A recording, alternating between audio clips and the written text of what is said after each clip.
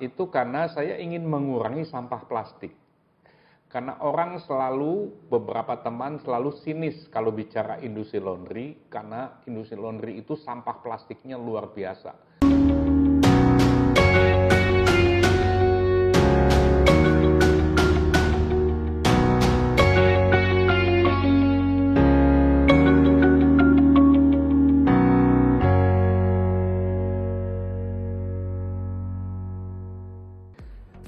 Halo, kali ini kita bicarakan mengenai packing ngelipat dan menggunakan plastik jinjing 3 jari yang ramah lingkungan.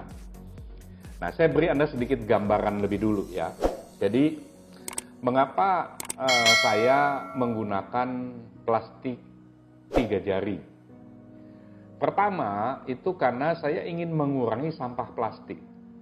Karena beberapa teman selalu sinis kalau bicara industri laundry, karena industri laundry itu sampah plastiknya luar biasa.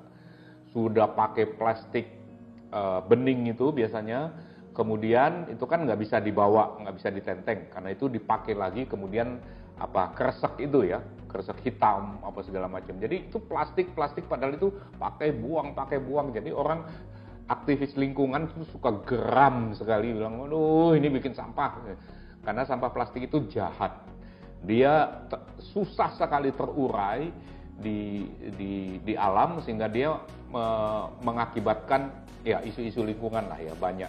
Sampai ke soal pengolahan sampah plastik yang menyulitkan orang untuk memiliki warisan bumi yang lebih baik gitu.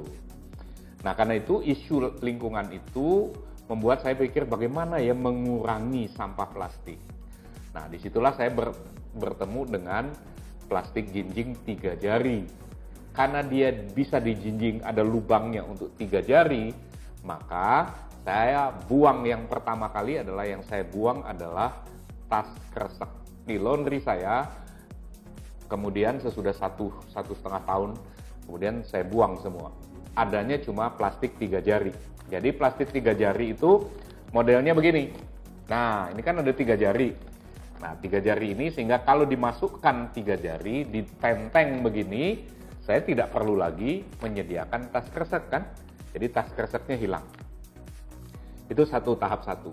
Tahap yang kedua, kemudian saya berpikir apakah ada plastik yang bisa diolah, yang bisa terurai dengan cepat gitu ya. Jadi tidak menjadi beban bagi lingkungan hidup. Nah, sesudah saya tanya sini, tanya situ, saya dapat. Nah, itu sebabnya kemudian saya mulai menggunakannya. Belum lama ya, hitungan bulan lah ya.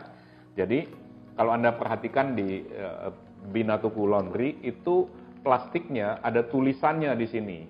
Eco-label, also biodegradable plastic. 100% biodegradable plastik ini akan terurai dalam waktu 2 tahun. Ya.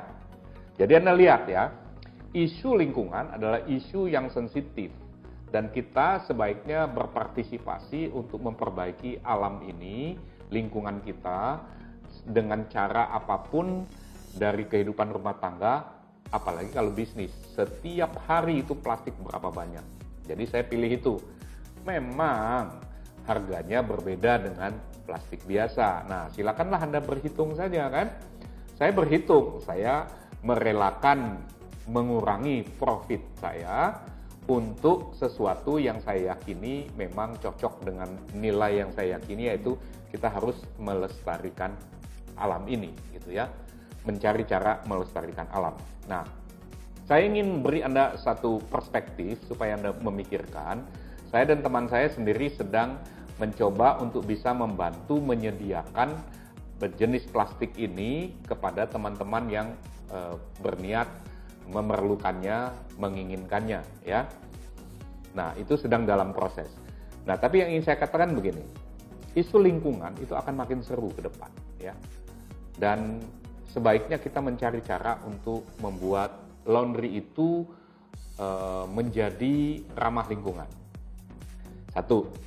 Yang kedua, UMKM itu memang diberikan semacam keleluasaan oleh birokrasi kita karena UMKM itu kan sistem pembiayaannya ketat. Sehingga kalau price sensitif, harga-harga yang sensitif selisih sedikit dan sebagainya itu memang jadi problem. Nah, karena masih difasilitasi, maka kita mendapat keleluasaan nih ya UMKM laundry sejauh ini. Tetapi soal eco-label ini sudah makin santer. Baik di himpunan, di asosiasi, di persatuan, ikatan laundry dan sebagainya. Pembicaraan mengenai ini sudah mulai bersinggungan dengan birokrasi. Sehingga saya menduga dalam waktu yang tidak terlalu lama itu berapa lama sih? Ya mungkin 3-5 tahun, maka akan ada semacam tanda kutip standarisasi atau regulasi yang mendesak supaya business owner laundry itu menggunakan hal-hal yang lebih ramah lingkungan. Nah, jadi itu yang kemudian saya mulai bicara mengenai hal ini, mengajak teman-teman memikirkannya bagaimana laundry itu bisa menjadi ramah lingkungan. Saya sudah ketemu soal plastik. Mulai tahapannya, Anda perhatikan tadi, saya mulai membuang tas kresek dengan 3 jari. Kemudian yang 3 jarinya, saya maju lagi 1 tahap, mencari yang bisa terurai dalam waktu 2 tahun. Ini baru urusan plastik. Isu berikutnya pasti kita tahu itu berkaitan dengan chemical, sabun, softener, dan sebagainya. Bagaimana dengan hal ini? Saya mendengar ada perusahaan besar, ya perusahaan besar lah ya, pasti Anda tahu kalau saya sebut namanya. Tapi saya tidak mau mempromosikan itu ya.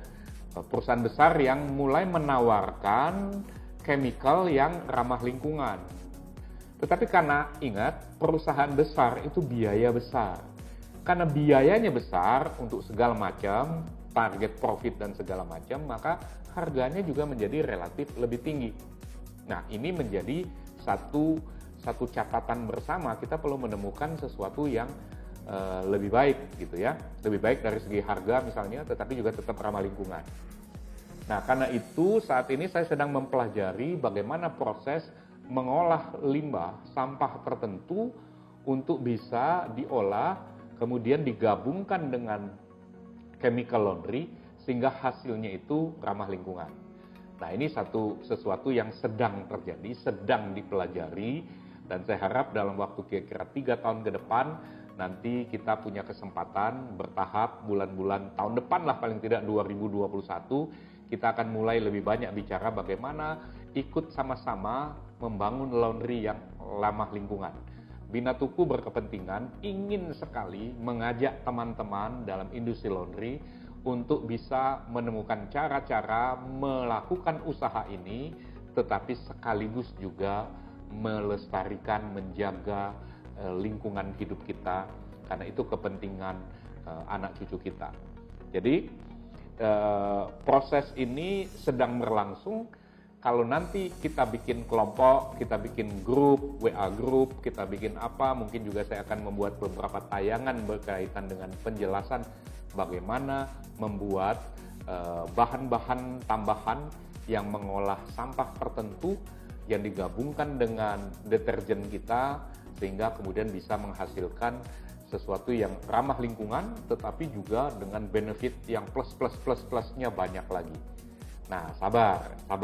Saya akan cerita khusus mengenai hal itu dalam video yang lain ya.